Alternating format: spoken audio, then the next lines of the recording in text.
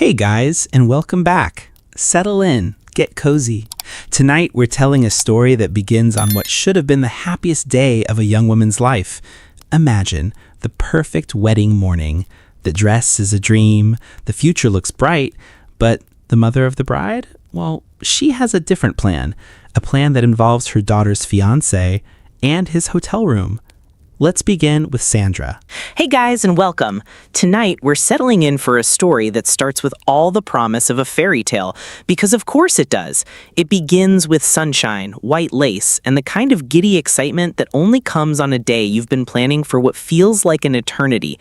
So get comfortable, let your shoulders drop, and let's begin with Sandra. Sandra was so excited on the morning of her wedding day. This wasn't just a regular run-of-the-mill excitement. This was the kind of deep, bubbly joy that starts in your toes and works its way up, making it feel like you might just float away if you don't anchor yourself to something solid. For Sandra, that anchor was the thought of her soon-to-be husband, Michael. Michael, with his easy smile and the way he looked at her like she was the only person in the room. The whole thing was almost sickeningly perfect. She stood before the full-length mirror in her hotel suite, the room smelling faintly of lilies and hairspray. The dress was a masterpiece, a beautiful, brilliant white gown that cascaded around her in soft waves of tulle and lace. It was an off-the-shoulder design, elegant and timeless, and it made her feel like a princess, or at the very least a very well-funded actress in a romantic comedy. Her heart, she noted with a small private smile, was just full of joy. It was a simple, uncomplicated happiness that she wished she could bottle up and save for a rainy day. Little did she know, the storm was already gathering just a few doors down the hall. The sun was just rising, casting a warm, golden light through the massive windows of the hotel suite. It was the kind of light that filmmakers dream of, the kind that makes everything look soft and magical. It streamed in, catching the dust motes dancing in the air and illuminating her face in a gentle glow.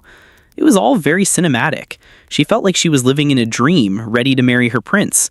A prince who was, at that very moment, just a short walk away, probably straightening his tie and feeling that same fizzy anticipation. Or so she thought.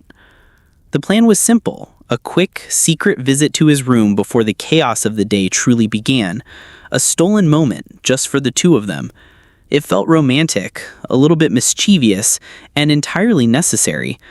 Her bridesmaids were still fluttering around their own rooms, probably debating the merits of waterproof mascara, which in hindsight was a very prescient concern. Sandra slipped out of her suite, her dress whispering against the plush carpeting of the hallway. The hotel was quiet, the air still thick with the sleepy hush of early morning. The only sound was the soft thud of her own heart, a steady, happy drumbeat against her ribs. She reached his door, number 304, and paused for a moment, a smile playing on her lips.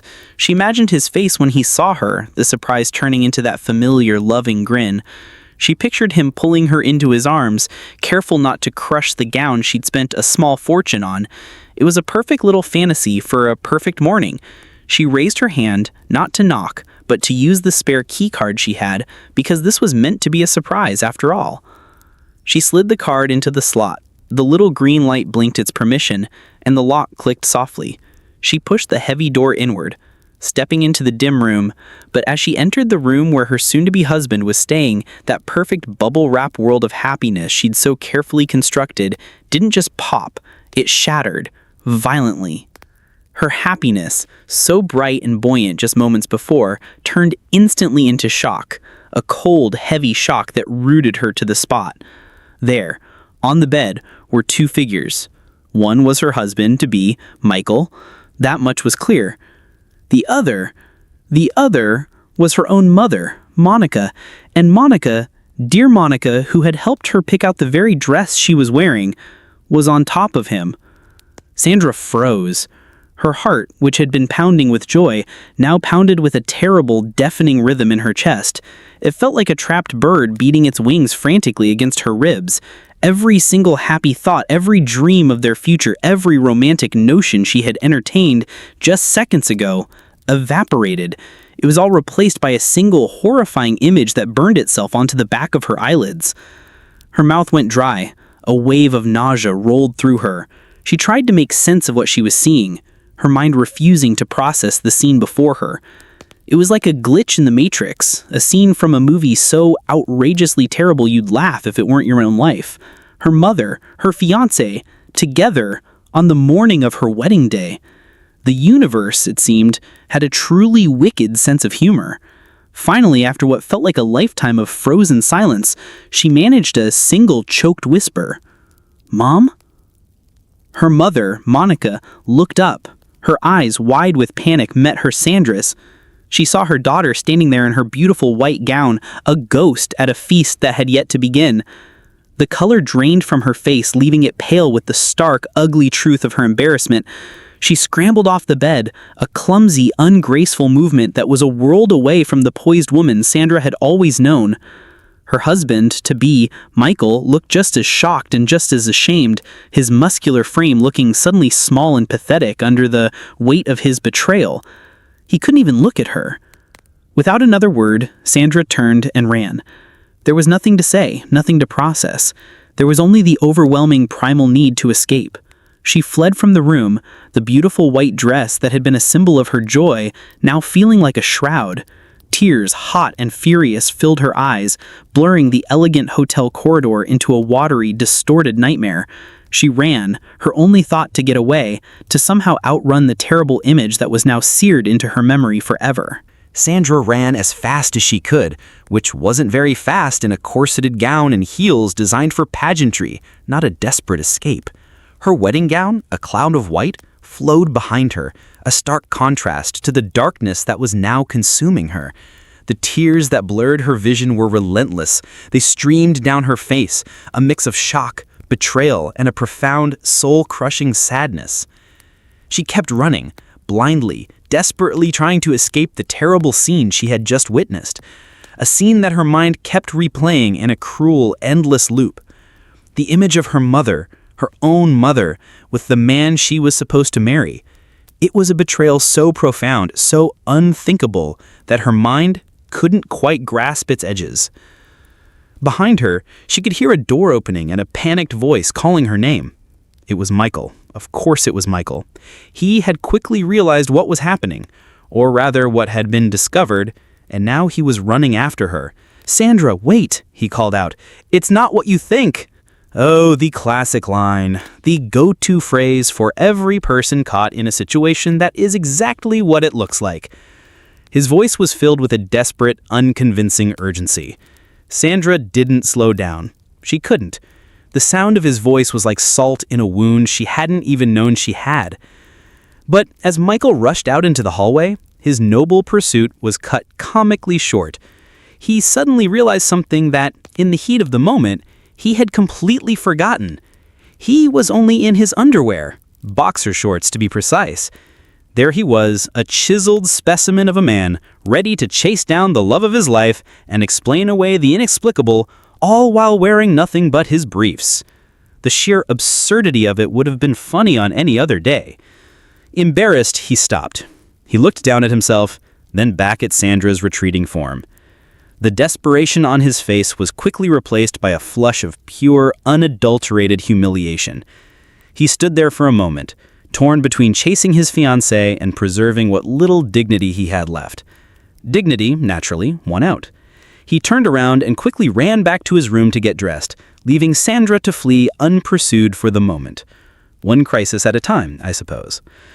Sandra, meanwhile, was still running. She stumbled down the grand staircase, her hand gripping the polished banister for support. She was in such a hurry, so lost in her own storm of grief, that she didn't see her father, John, coming up the stairs. John, a kind, gentle man, was on his way to see his daughter, his heart swelling with pride. He was wearing a magnificent blue traditional African outfit, a symbol of heritage and celebration for this most joyous of days.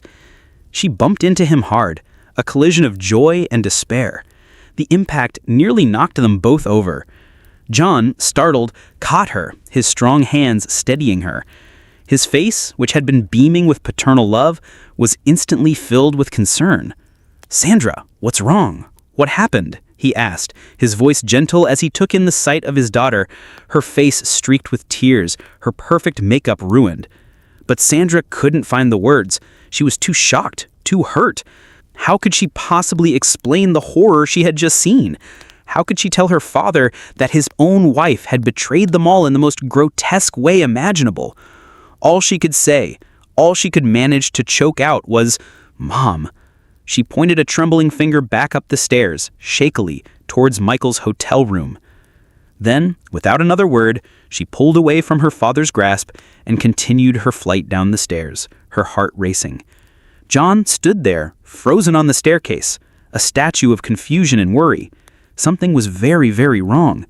His heart began to pound with a cold, rising fear. He didn't know what he would find, but he knew it was something terrible. He turned and hurried up the stairs, his festive attire feeling utterly out of place against the sudden, chilling dread that had descended. When he opened the door to Michael's room, what he saw made his blood run cold. There were Monica's clothes, scattered carelessly on the floor. And there was Michael, still just in his underwear, fumbling to get dressed. And there, trying to cover herself with a bedsheet, was his wife, Monica. Her face was flushed with shame. "Monica," John shouted, and the name echoed in the silent room, thick with anger and disbelief. He simply couldn't believe what he was seeing.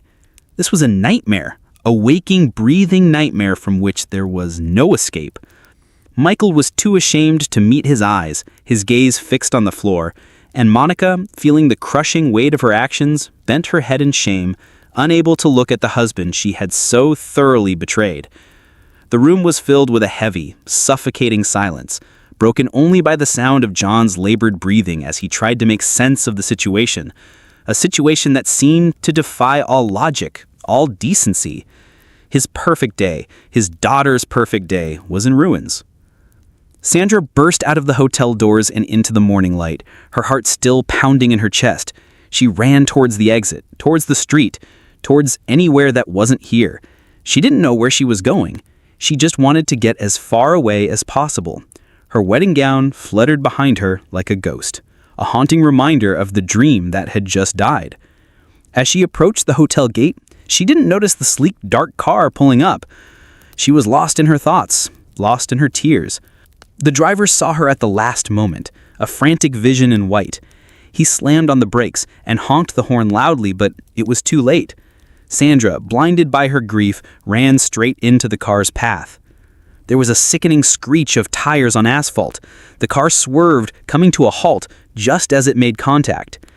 Sandra crumpled to the ground, a heap of white fabric against the dark pavement.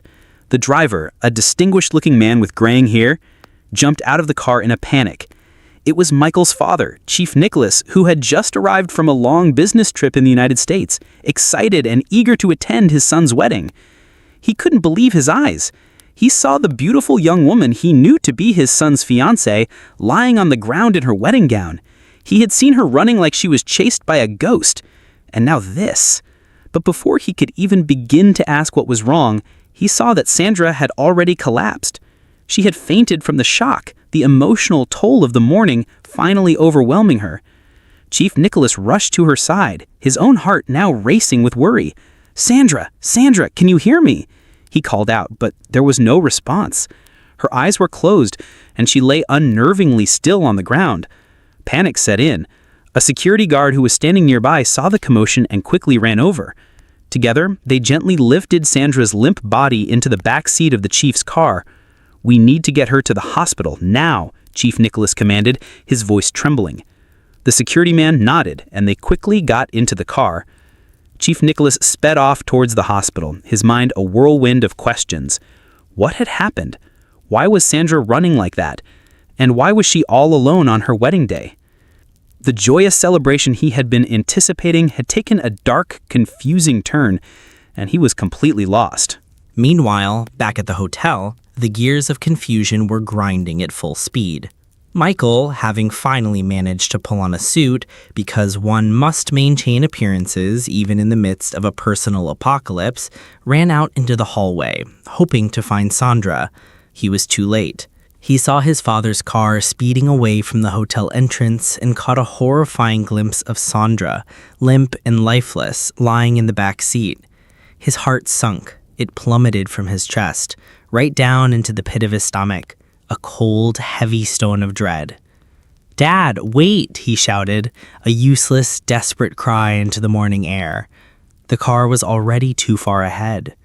Without wasting another second, Michael jumped into his own car and raced after them, his mind a frantic mess of guilt and fear. What had he done? What had they all done? Back at the hotel, the news of Sandra's flight and subsequent collapse spread like wildfire. The bridesmaids, family members, and friends who'd been gathering for what was supposed to be a joyous occasion were now huddled together in the lobby, their faces a mixture of confusion and alarm. They had seen Sandra run out, her face pale and full of a fear they couldn't comprehend. They had then watched as Michael and his father sped off in a panic. Whispers filled the air as they tried to piece together what had happened, but no one knew the full story. The joyful day had turned into a scene of utter chaos, and everyone was left standing in the grand, opulent lobby, filled with worry and a mountain of unanswered questions. As soon as Chief Nicholas arrived at the hospital, he jumped out of the car and ran to the back seat where Sandra was lying, still unconscious. Michael pulled in right behind him, his face a mask of desperation. Together, the two men, father and son, carefully lifted Sandra out of the car. The hospital staff, alerted to the emergency, rushed over with a stretcher. They gently placed Sandra on it, her white dress now stained and crumpled. "Please, help her," Chief Nicholas pleaded, his voice filled with a worry that went beyond the immediate medical crisis. There was a deeper, darker current of confusion swirling around him. The emergency unit quickly took Sandra inside, and the double doors swung shut behind them, leaving Michael and his father standing alone in the sterile, antiseptic-smelling corridor. They stood outside the emergency room, their hearts heavy with a fear that was thick and suffocating. Back at the hotel, Sandra's father, John, finally received a call. It was Michael, his voice cracking, telling him what had happened and which hospital they were at. John's face turned pale as he listened.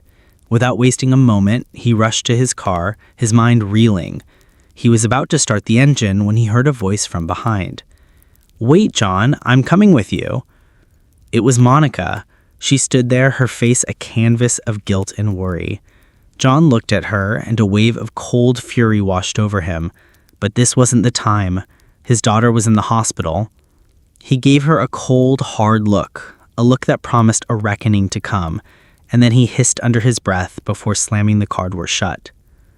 But the door didn't close. Monica had her hand on it. "John, please," she whispered. He looked at her for a long, silent moment. Then, with a sigh of resignation, he let her get in. He drove off, leaving the hotel and its shattered dreams behind, the silence in the car a heavy, damning presence. At the hospital, Michael and his father paced nervously outside the emergency room. The minutes stretched into an eternity. Chief Nicholas couldn't take the tension anymore. He turned to Michael, his face grim. "What is going on here, Michael? Why was Sandra running like that? What happened?" Michael looked down at the floor, the shame too heavy to allow him to meet his father's eyes. He knew he had to tell the truth, but the words felt like broken glass in his throat. "Dad, it's a long story," he began, his voice barely a whisper. "We'll talk about it later." But Chief Nicholas wasn't satisfied with that answer. This wasn't something that could be brushed aside for later.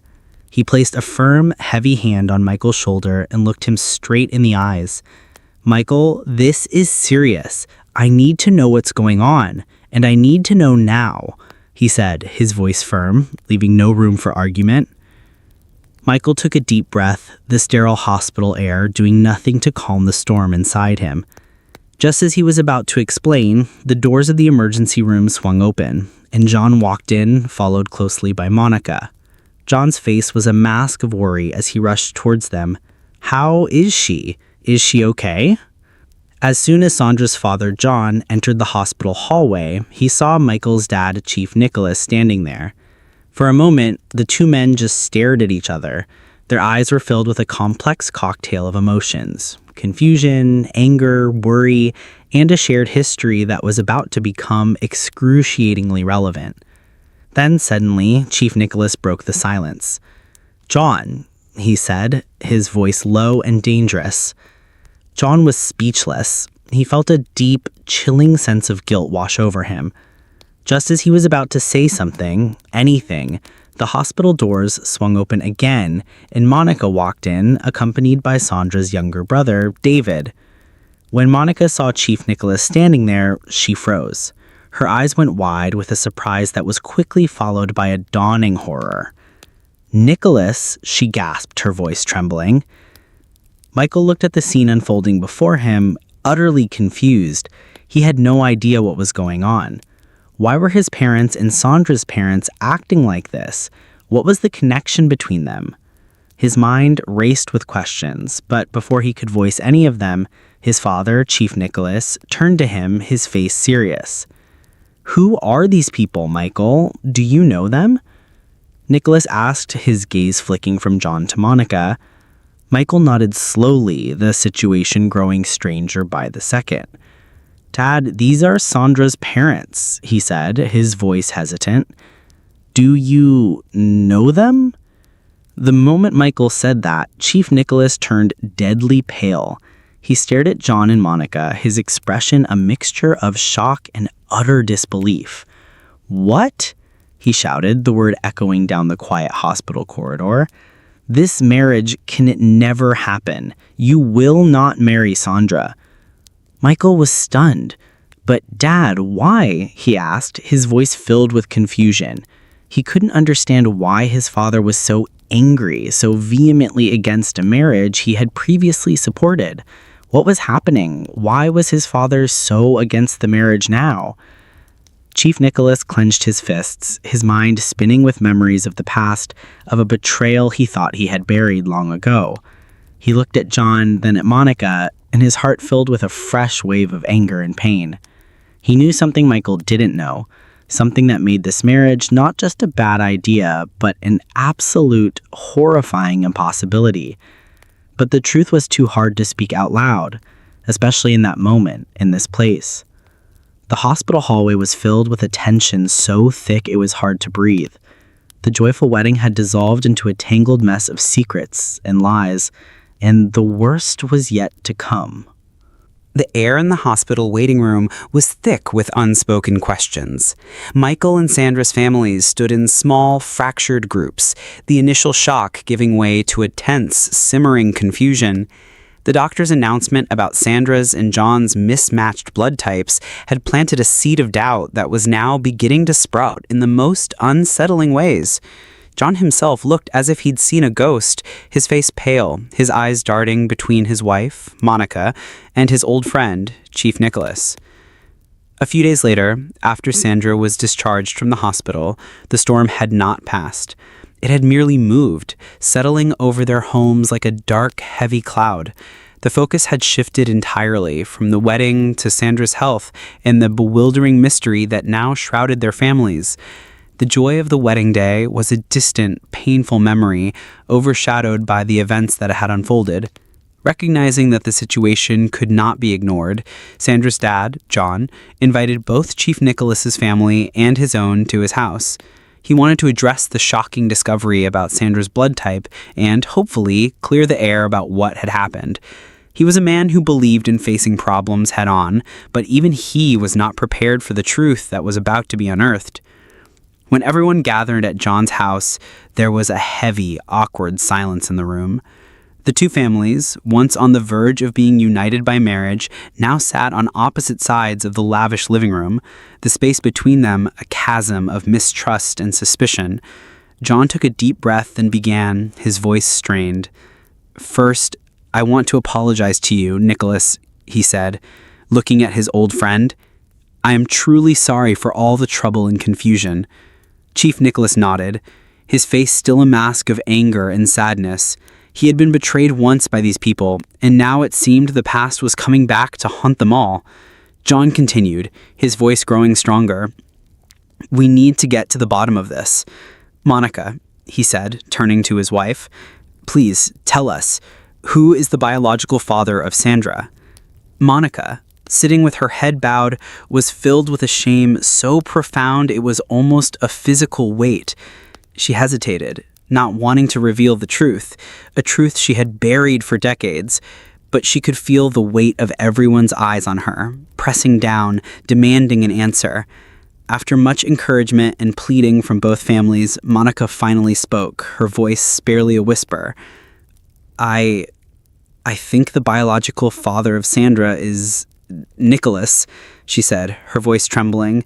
A collective gasp filled the room. When Nicholas sent us away, I found out I was pregnant. I was so scared. I didn't want to lose you, John, and I didn't know how to tell him the truth, so I kept it a secret.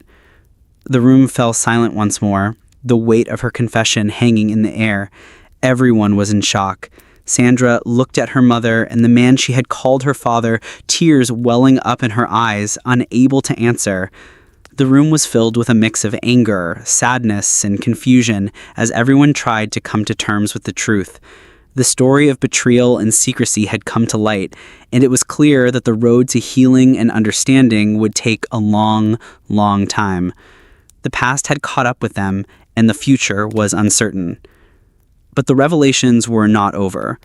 The doctor, who had been called to the house to be present for the discussion, cleared his throat. He still had the results of the second DNA test, the one that had been conducted for Sandra's younger brother, David. He said, "There's more," causing the room to fall into a heavy silence once again. Everyone's attention was now riveted on him. He continued, his voice steady. In addition to the paternity test for Sandra, we also conducted a paternity test for her younger brother, David. The results showed that he is not John's biological son. John gasped, his face draining of all color as the words sank in.